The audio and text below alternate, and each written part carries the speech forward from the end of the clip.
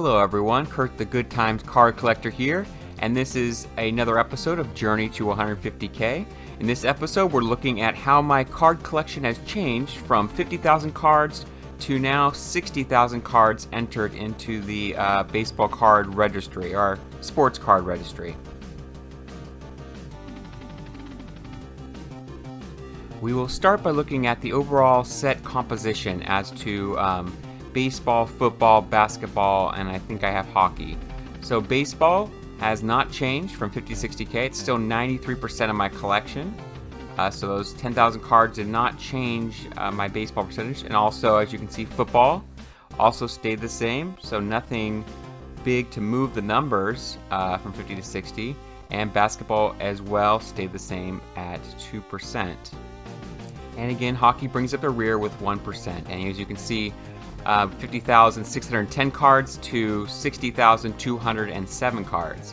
So still a huge majority of my cards are baseball. I don't really expect that to change much as I add cards to the registry. Next, we're looking at card brands. At the 50,000 mark, we had Upper Deck with 31%, Donruss 21%, Topps with 17%, and Fleer hanging on with 14%. So as I updated my numbers and we got to 60K, we did have some changes in our percentages. Upper Deck dropped to 28%, Donruss also dropped to 19%, Topps stayed the same with 17%, and Fleer also dropped to 13%. So what this says is, over the last 10,000 cards, I've had a lot of Topps cards, which has maintained my 17%, but my Upper Deck and Donruss cards has dropped significantly over these last 10,000 cards, and so there's much more variety of brands that I've been adding to my collection with these last 10,000 cards. And next we're looking at the years.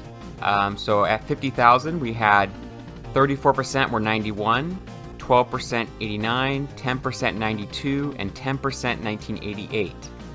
And as we move to 60,000 cards, 1991 dropped to 32%, 1989 had dropped to 11%, 92 stayed at 10%, and 1988 dropped to 8%.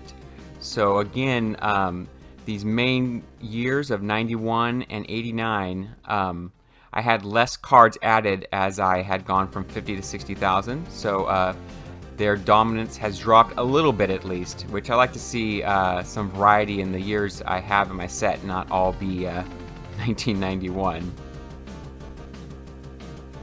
Next we're looking at card sets, and of course with my collection, 91 Upper Deck is always going to be a high percentage. So it was 26%, 89 Donruss with 6%, 89 Topps with 5%, 87 Fleer with 5%. As I've gotten to 60,000 cards, my Upper Deck 91 has gone down to 22%, 89 Donruss down to 5%, 89 Topps down to 4%, and 87 Fleer down to 4%, which again means I have a different, larger variety of cards I've been entering in my set. I'm glad to see that 91 Upper Deck drop from 26 to 22%, and hopefully I can have a more well-rounded group of cards. Next we're looking at baseball teams, and I think this is definitely the biggest shocking part of looking at my collection.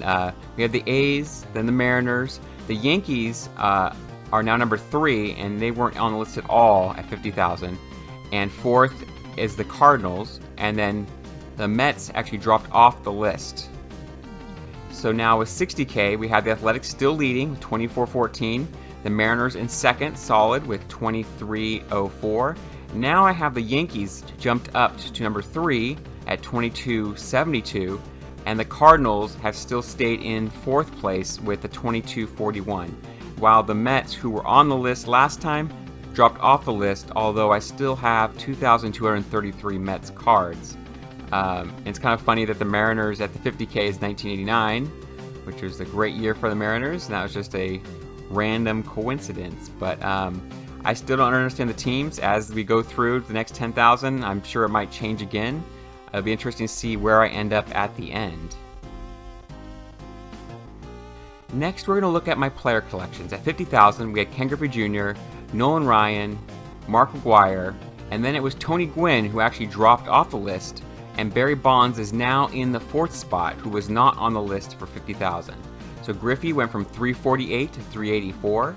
Nolan Ryan still in 2nd, 242 to 246. Mark McGwire still in 3rd, 179 to 192. Barry Bonds moved up to the 4th spot with 174 when he was previously not on the list at all. And Tony Gwynn, who was on the list at 50K, increased to 166, but it wasn't enough cards to keep him on the list for 60,000. So here are my largest player collections as of 60K.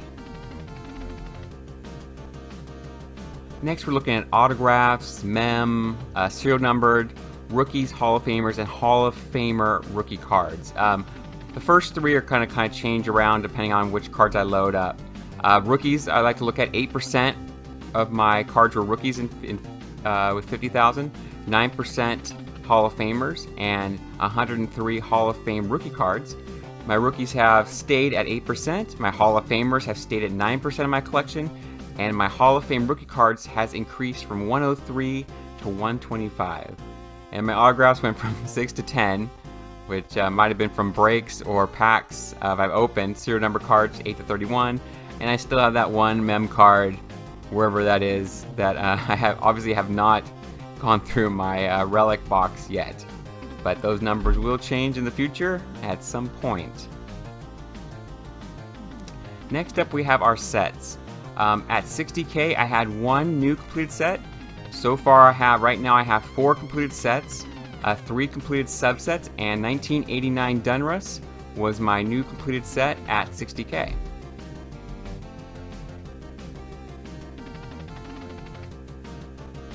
And finally, at 60,000 cards, my near complete sets that are over 90% complete. 82 Fleer is a holdover, 88 Donruss is a holdover, 93 Bowman is a holdover, 91 Donruss is new at 92.3%, and 94 Select is also new, now at 95.2 Select, or 95.2%. Subset-wise, a new subset is the 89 Score Hot 100 Players, which I now have at 96%. Well, that concludes this episode of Journey to 150K 60,000 card edition. Thank you for watching, and if you have any comments, be sure to leave them below.